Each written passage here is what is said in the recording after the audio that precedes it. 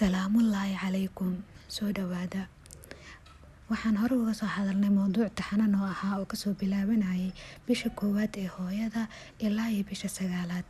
Maanta waxaan isdul taageynaa mowduuc ku saabsan qaabka ay hooyada iskugu diyaarin karto foosha. Inta badan hooyada markii ay ku jirto 3 bil ee ugu dambeyso, gaar ahaan bisha 9aad iyo 8aad, waxaa looga baahan yahay in ay sii sameyso isdiyaarin, inay qiimeyn ku sameyso isbitaalka ay ku dhali doonto, xaaladiisa inuu uu ayada anfacayo. Sidoo kale waxaa looga baahan yahay inay diyaarsato waxyaabihii ay ku isticmaali lahayd isbitaalka. Badanaa hooyooyinka ku fooshaan ama ku dhalaan wadamadan horumaray way ogyihiin oo umulisooyinkooda iyo dhaqaatiirtooda ayaaba kula taliya oo yiraahda hospital bag sii diyaarso ama boorsada isbitaalka. Balse taladeena maanta waxaa xoog ku saareynaa hooyooyinka ku nool wadamada aan caafimaad ahaan iyo daryeel ahaan aan horumarsaneen. Hadduu Ilaahay yiraahdo, waxaan ku horeyneynaa fikrado ay aaminsan yihiin bulshada iyo caqabado badanaa imaado xiliga foosha. Si gaar ah caqabadahan waxay zaid u saameeyaan hooyooyinka ku nool Soomaaliya. Midda ugu horeysa aan soo qaadanaya waxay tahay hooyada oo isbitaalba aan ku xirneyn. Hooyooyinka inta badan waxaa loo baahan yahay intay uurka leeyihiin inay isbitaal ku xirnaadaan oo dhakhtar u gaara ay sameystaan. Bil kasta ama xilli kasta uu yiraahdo follow up soo sameeyne ay sameeyaan. Daawooyinka fitamiinada iyo waxyaabaha uu kula talinayana ay qaataan. Balse caqabadaha inta ugu badan haysta hooyooyinka waxaa ka mid ah gaar ahaan kuwa ku nool Soomaaliya, hooyada oo xilliga ay uurka leedahay isbitaal aan ku xirneyn.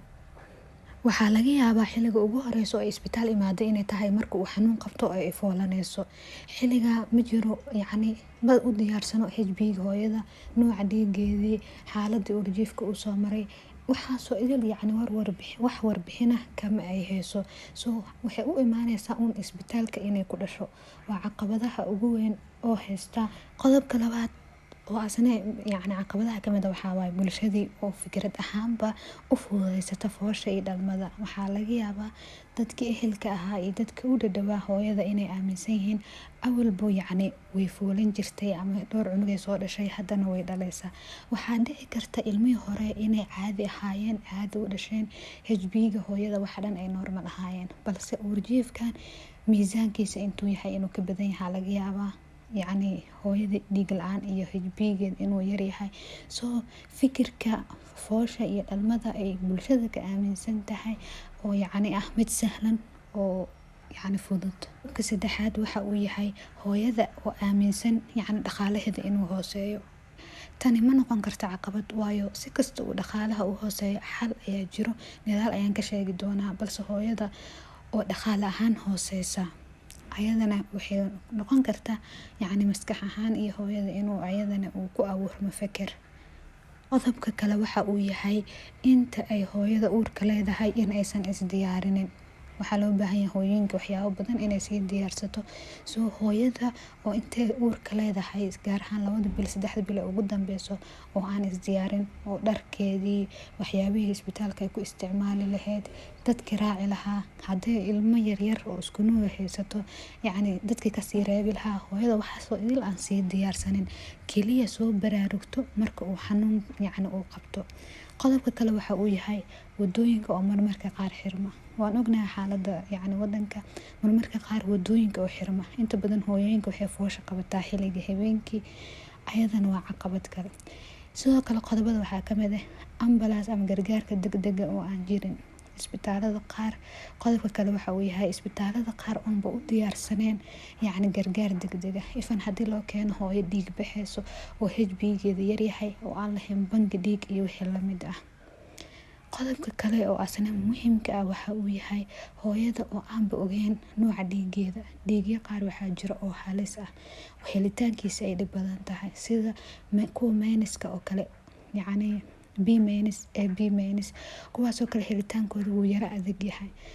Hooyooyinka qaar oonba ogeyn nooca dhiigooda uu yahay, isla markaana isbitaalkan imaanaya xilli dambe oo fooshooda ay mareyso meel dambe oo halis ah. Qodobadan hadda aan kor ku soo xusnay maxaa xal u ah? Qaab noocee ayaa looga hortagi karaa hooyadan ay uga badbaadi kartaa dhibaato inay ku imaado xilliga foosha? iyo xilliga dhalmada. Waxaan ku horeyneynaa qodobka ugu horeeya oo ah hooyada inay la socoto xilliga ay uurka leedahay oo isbitaal ay la xiriirto. Waxaan raacinayaa qodobka ah dhaqaalaha hooyada oo hooseeya. Waxaa dhici karta hooyooyinka qaar inay ku leeyihiin dhaqaale oo isbitaal aan ku tago iyo waxyaabaha ma haysto. Even hadduu dhaqaale yari ay jirto xitaa waxaa jira isbitaalo free ah oo isbitaalo public dowladeed ah oo si free ah wax lagu qabanayo. Marsiyo ma noqon karto dhaqaalahayga hooseeyo. Waxaa la xiriiri kartaa isbitaal oo public ah oo dowladeed oo free ah. Bil kasto ama xilli kasto check up ayaa ka sameyn kartaa. Xitaa xilliga aad foolanayso oo aad dhaleyso isla isbitaalkaas ayaad ku dhaleysaa. Waayo wax qarash ah ama wax dhaqaala oo kaaga baxayo ma jirto. Waxayna muhiim u tahay hooyada inay xilliga ay uurka leedahay ay la socoto xaaladeeda. Waxaa la ogaanaa nooca dhiiggeeda ma yahay mid la heli karo mise maaha. HB-geeda hadba waxaa la fiirinayaa meesha uu marayo. Sidoo kale waxaa la qiimeynayaa xaaladda uurjiifka. Waxaa jira waxyaabo abnormality ah oo ay adag tahay in la daaweeyo cunuga uu dhaxal ahaanba uu u wato oo ku abuuran. Sidoo kale waxaa la qiimeynayaa miisaanka uurjiifka, xaaladiisa, qaabka positionka uu u yaalo sida ay tahay.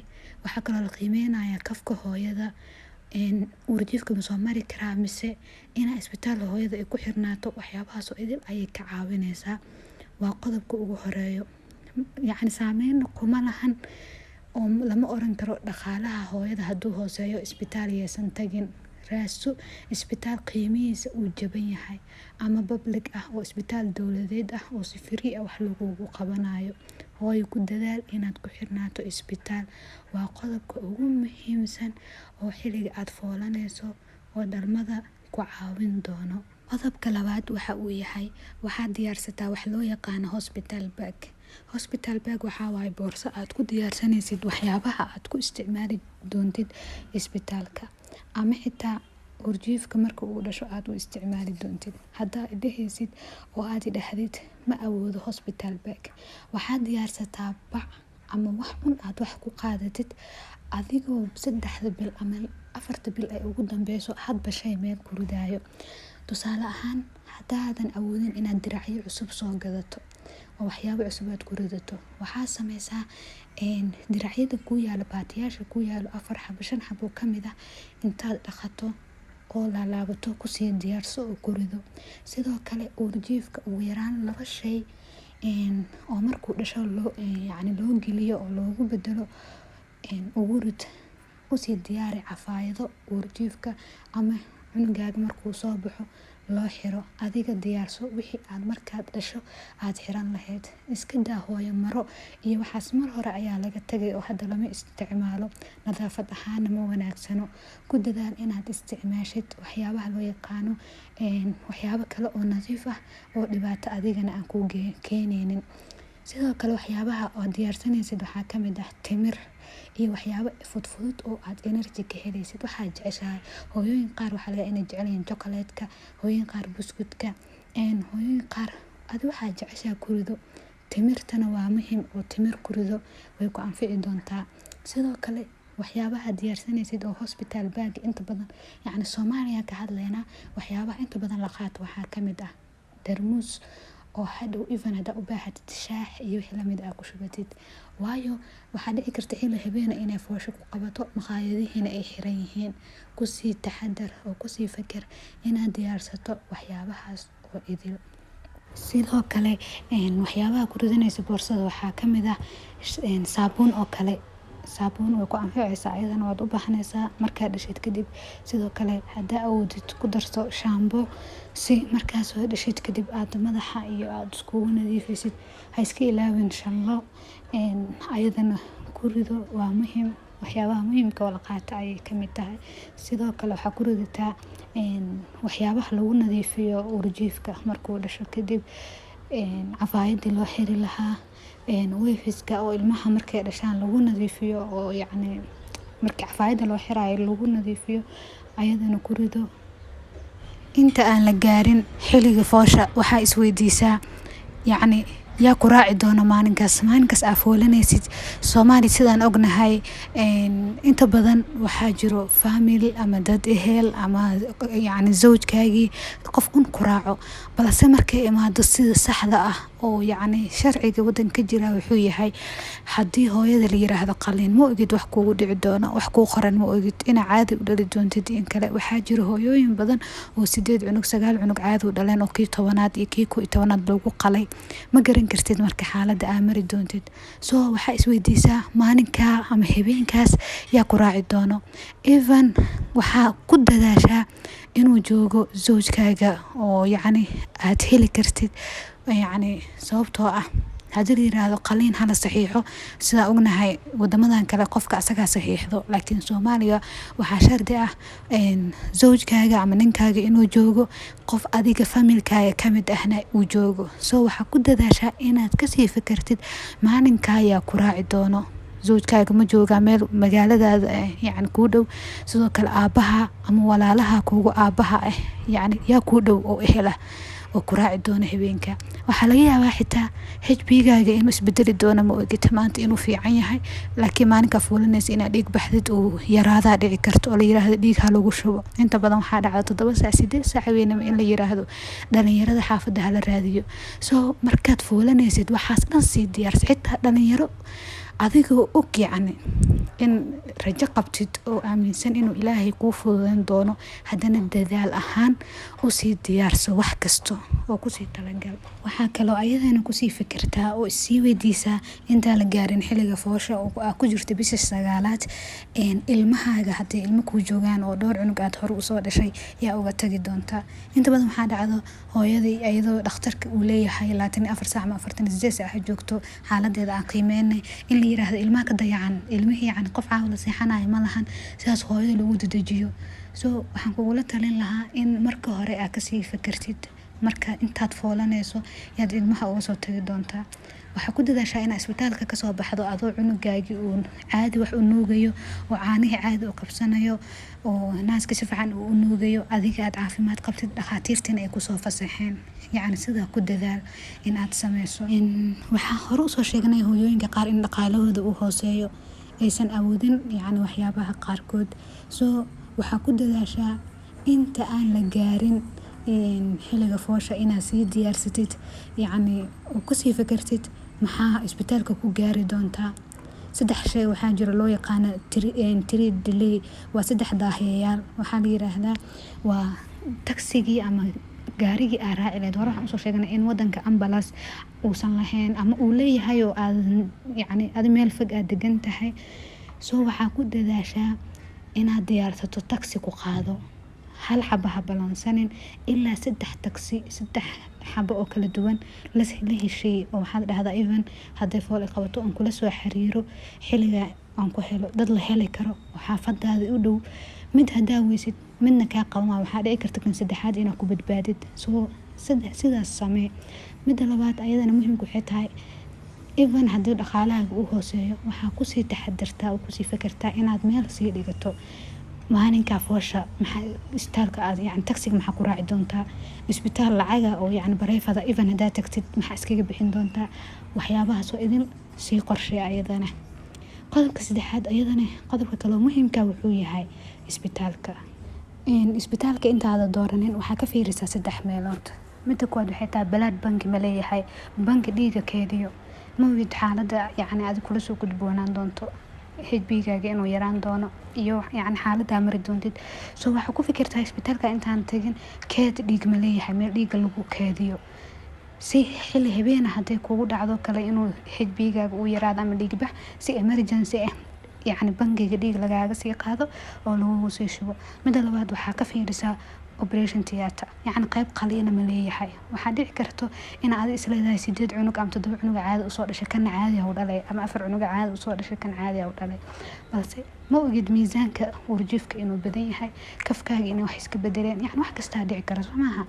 waxaa wanaagsan markay even haddii xaalad emergency ku qabato adiga iyo urjiifkaaga in la idin kala badbaadiyo oo isbitaalka qayb qaliina uu leeyahay. way xanuun badan tahay soo maaha haddii saq dhexe ama 8 saac weyn lagu yiraahdo caadi uma dhali kartid, isbitaalka la aad ama isbitaalka lagu refer gareynayo. way dhib badan tahay. So intaadan isbitaalba aadin oo fooshaada imaanin, isbitaalka aad ku dhali doontid waxaa kasii fiirisaa qayb qalin ma leeyahay. mid saddexaad oo ayadana la rabo in isbitaalada ka fiiriso waxay tahay isbitaal waxaa jiro hooyada isbitaal ay ku niyadsan tahay ayadoo isbitaalada ay yacni mid kasta uu daryeel fiican hooyada ku dadaalay u naxariisanayo. isbitaalka adiga kuuran adiga og midka isleedahay umulisa fiican iyo dhakhtar fiican iyo waa ku og tahay oo good midwife yacni kaas la xiriir oo isku day inaad kaas abaartid. Okay, inta uurka lahayd isbitaal waa ku xirneed, hospital bag waa soo diyaarsatay, isbitaalka tagileed waa qiimeysay, taxi yacni xilli fiican waa soo qaadatay ama ambulance waxaa heli kartid dad ku raaco oo yacni familkaaga haddii even emergency dhacdo wixii dhan wax kasta waa kusoo talagashay. isbitaalka markaa imaado maxaa lagaaga baahan yahay?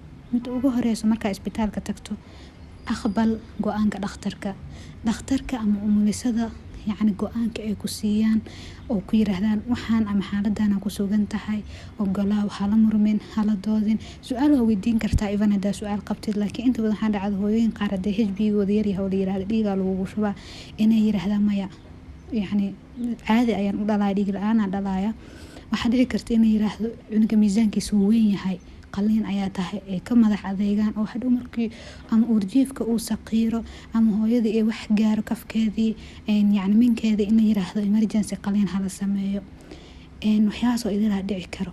soo go-aanka isbitaalka ah kala kulantay dhakhtarka aqbal.